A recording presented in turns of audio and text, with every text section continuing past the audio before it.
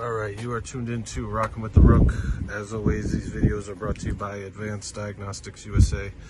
This is a 2024 Jeep Compass, and I'm going to be showing you how to use the ADC-219 2019 Y cable in the gateway.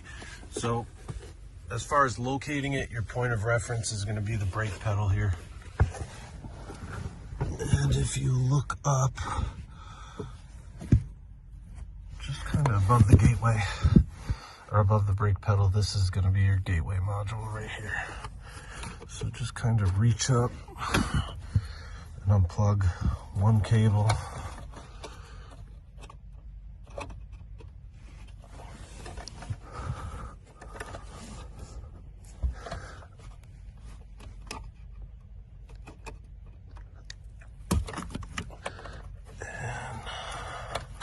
Pull down pretty far after you unplug them, and just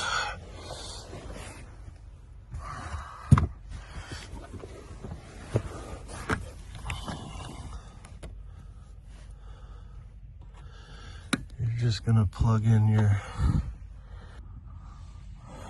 and there we go, my 2019 cable is plugged into the gateway. And you just plug your Smart Pro into this end and continue with programming.